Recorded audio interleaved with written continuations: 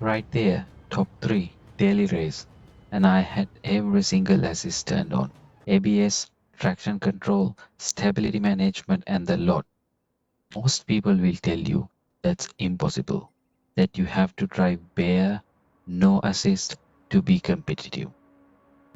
And in the next few minutes, I'm going to show you exactly how I did it and how you can do the same thing. I'm also going to show you one setting that almost every casual player has wrong right now, and it's silently costing them 2 or 3 positions every single race without them even realizing it. I race GT7 daily races regularly. I'm not a pro. I don't have a perfect rig, but I figured out what actually moves you up the grid when you're starting out, and it's not what most people focus on. And this is the one everyone knows about, but almost nobody actually does properly. Tip 1. Before I enter any daily race, I go to time trials on that track and I just drive, not to set a fast time, just to learn the circuit. I don't try to learn the whole track at once. I only focus one thing, the corners. But here's the thing, if you can nail the corners, if you can remember where the breaking point is, where the apex is, where the car needs to be, everything else sorts itself out. The straights take care of themselves.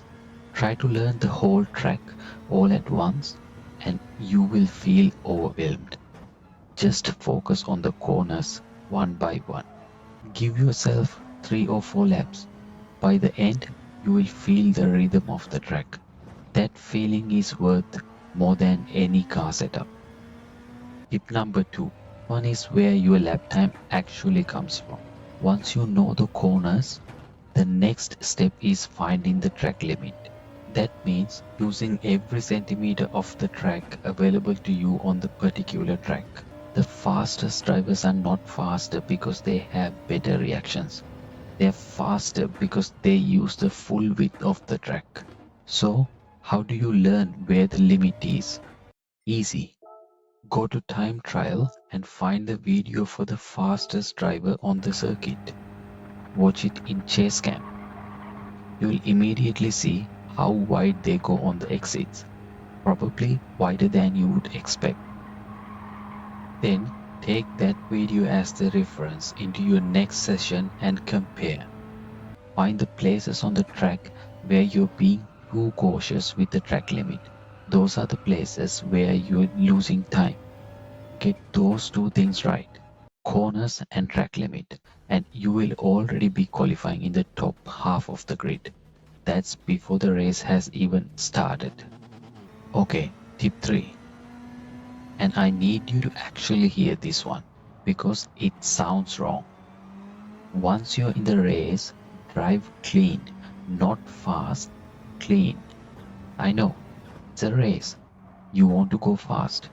But here's what actually happens when you try to go flat out from the lap 1. You carry too much speed into the corner, you lose the rear, you spin, and now both you and the driver you just hit have lost 5 positions.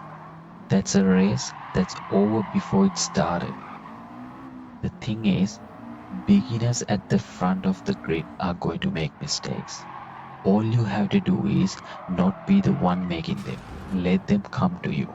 Every clean lap, you're gaining on the drivers who are pushing too hard and making errors. Smooth lines, no contact, no spin, no issues. Alright, here's the one I teased at the start. Look at your settings, specifically your gear settings. Is it on automatic? If it is, change it to manual right now and keep every other assist exactly where it is. Here's why. And this is something most people don't know. When you're on automatic gears, the car downshifts for you as you brake. And every time it does, you get engine braking. The car slows itself down through the gearbox on top of your actual braking. That sounds helpful, it isn't. That extra slowing means You're carrying less speed into the corner than you need to be. You're losing time on every single braking zone without even realizing it.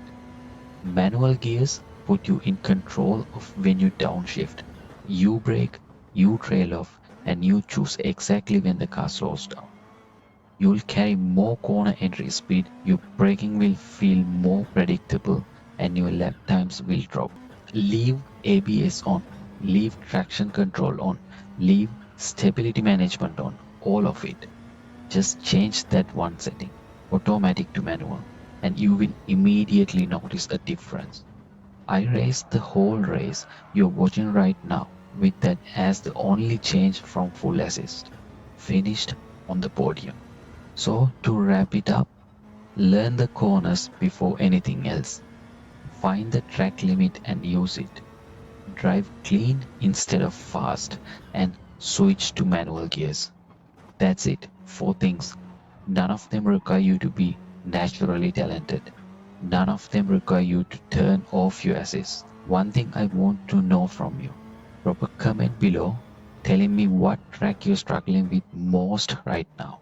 I'm going to use the most common answer for the next video, so let me know. If this helped, subscribe. I put out sim racing content every week. See you in the next one.